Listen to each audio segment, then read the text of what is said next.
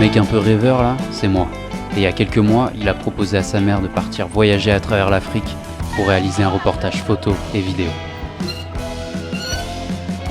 Pour ça, il a cassé sa tirelire et a acheté sa première voiture. Et résultat, les voilà sur la route.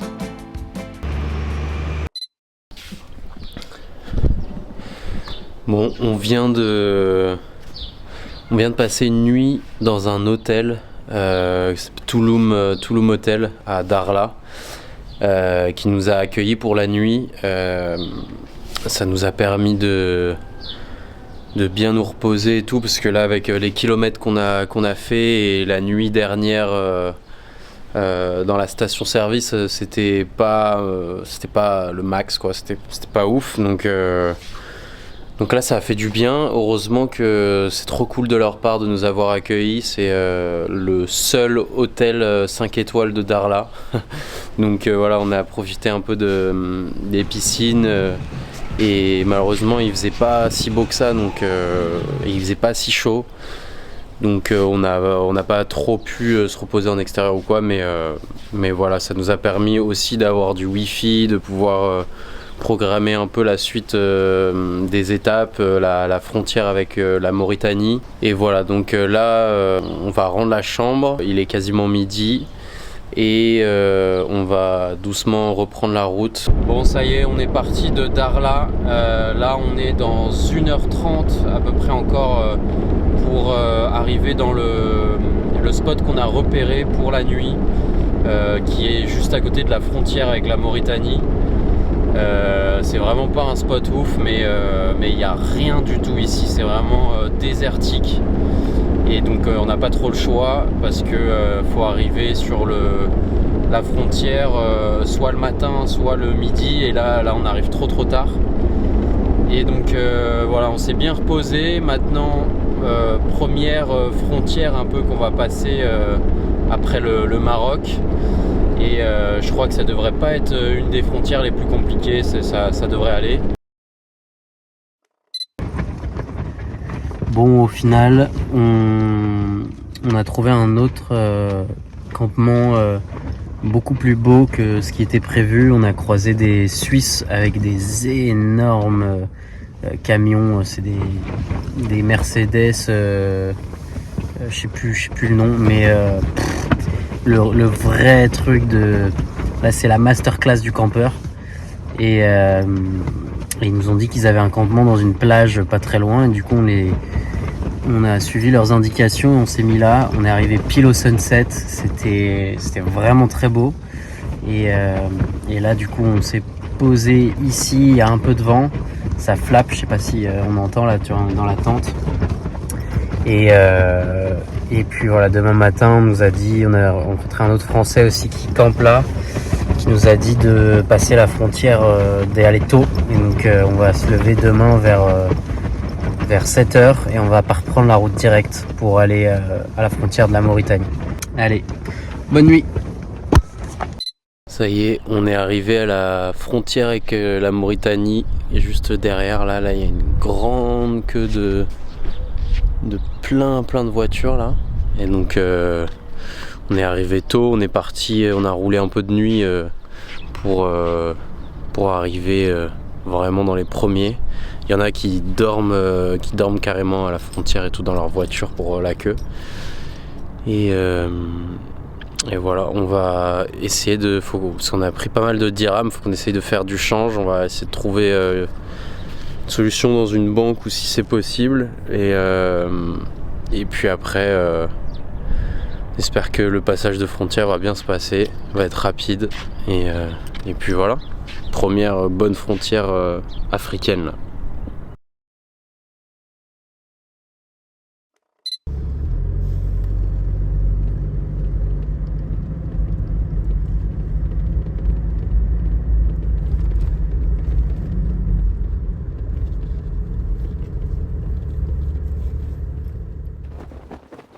Aujourd'hui, on arrive en Mauritanie. Son nom vient du mot Maurétanie, désignant le territoire des morts, qui était le peuple berbère dans l'Antiquité. Il y a des milliers d'années, le climat était plutôt humide et parsemé de cours d'eau et de lacs poissonneux, avec des civilisations de chasseurs-pêcheurs. Et effectivement, on peut y voir de nombreux coquillages en plein milieu du désert, avec une superficie de plus d'1 million de kilomètres carrés, soit à peu près 2 fois la taille de la France. Ce pays dispose d'une population d'environ 4,5 millions d'habitants, soit cette fois-ci 15 fois moins que la France. Ça s'explique parce qu'il se trouve en grande partie dans le Sahara, qui procure des conditions de vie extrêmement difficiles.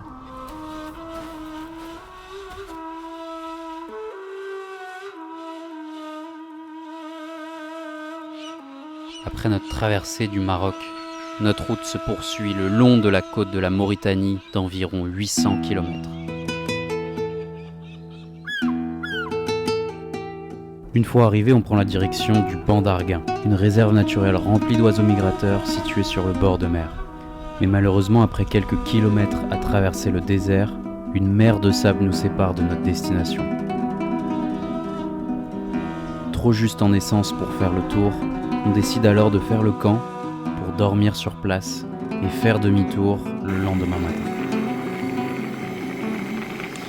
Pâtes au ketchup, toujours. Jamais oublier son ketchup. Et le gruyère, très important aussi. C'est la fin là. Ouais, son ketchup.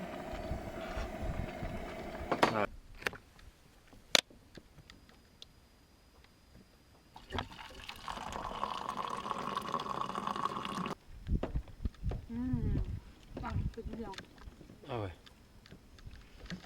Des noix et des dattes.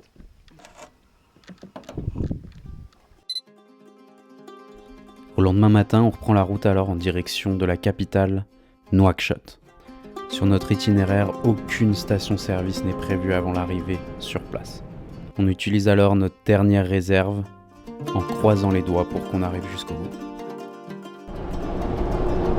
Bon, après notre petite nuit dans le désert, c'est bien passé. Il y a eu pas mal de vent au début et ensuite ça s'est calmé, donc on a plutôt bien dormi. C'est ouf de voir le contraste de bruit entre les villes, la frontière qu'on a passée où c'était un enfer au niveau du bruit et tout ça. Tout le monde il n'y avait pas de règles en fait, tout le monde se passait devant et tout ça, c'était un peu le bordel.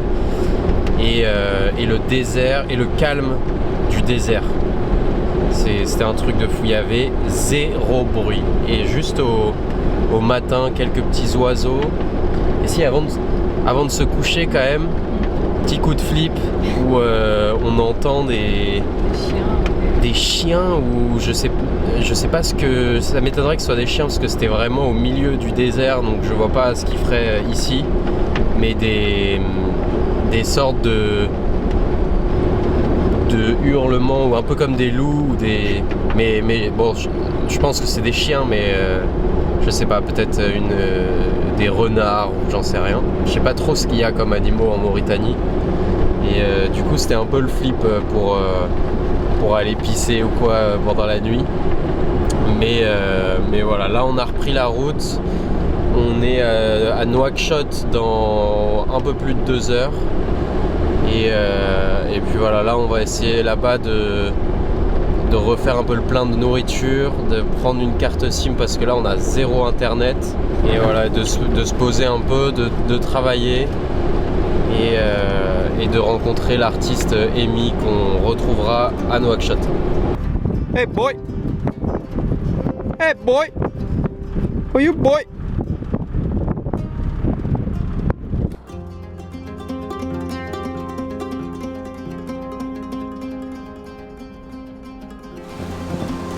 Une fois arrivé, on se dirige directement vers la plage où on y découvre une ambiance totalement incroyable.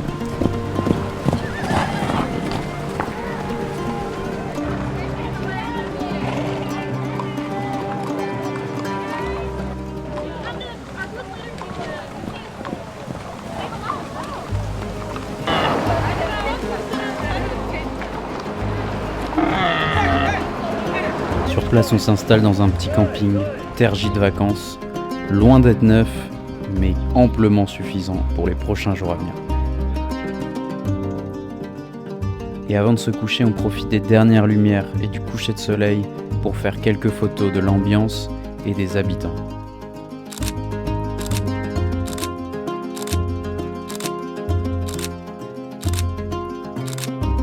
Regarde là-bas. C'est les qui regarde là-bas. Regarde là-bas. Le lendemain, on a rendez-vous avec une grande artiste très respectée en Mauritanie, Amy Sow. Ouais, c'était mieux. Et outre ses superbes peintures, Amy a un grand combat.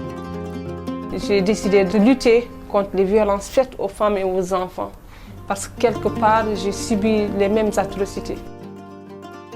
Salam alaikum, bonjour, bonsoir. Je m'appelle Amy Sow, je suis artiste plasticienne, féministe et activiste, fondatrice de Argalé aussi. L'interview est disponible sur mon Instagram. Si vous voulez en savoir plus, je vous invite à aller voir ça.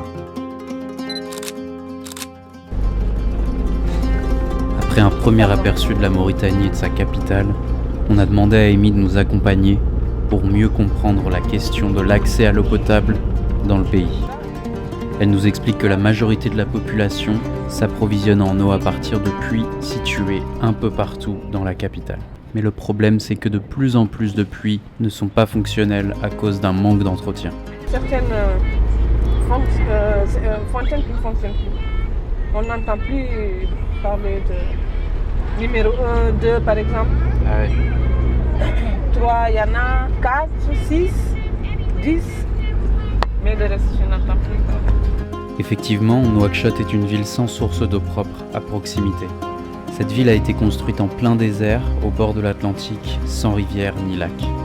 Nouakchott s'agrandit de plus en plus, passant de quelques milliers d'habitants dans les années 1960 à plus d'1,2 million aujourd'hui. Et elle a une dépendance quasi totale du fleuve Sénégal, situé à plus de 200 km au sud. Des milliers de gens dépendent donc de livreurs d'eau, à dos de charrettes ou de camions-citernes.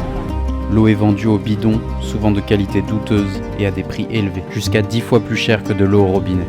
Et de nombreuses familles doivent donc choisir entre boire, cuisiner ou se laver.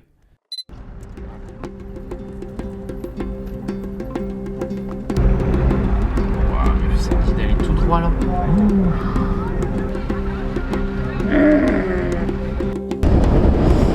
Voilà, on a passé 3 jours à Nouakchott, la capitale de la Mauritanie. Et voilà, c'était assez intéressant. Il fallait aussi être accompagné parce qu'on est allé dans des quartiers un peu à risque où il y a... Ce qu'elle nous disait, Amy, c'est qu'il y a pas mal aussi de bandits et de personnes d'agresseurs et donc de vols, même si nous, heureusement, en tout cas, on a eu que des bonnes rencontres. Les gens ici sont hyper gentils et voilà, c'était agréable. On n'a pas eu de problème du tout. Donc franchement, on a eu une très très bonne expérience de la Mauritanie. Et voilà, on voit aussi que, notamment le contraste aussi avec le Maroc, on voit que c'est beaucoup plus pauvre, qu'il y a vraiment très peu de richesse. La ville, les maisons, il y a vraiment rien quoi. Et voilà. Ça y est, on reprend la route vers le sud en direction du Sénégal et on se dirige vers le parc national du Diaoling, le long du fleuve Sénégal, qui abrite énormément d'oiseaux migrateurs.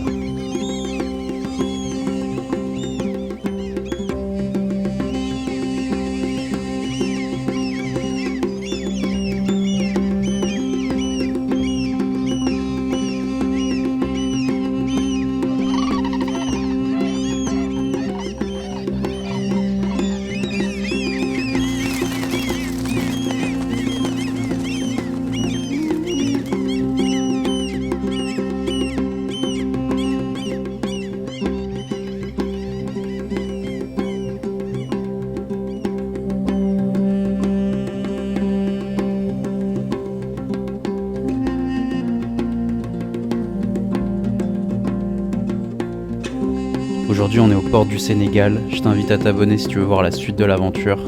Et je te laisse avec quelques autres photos qu'on a pu prendre en Mauritanie.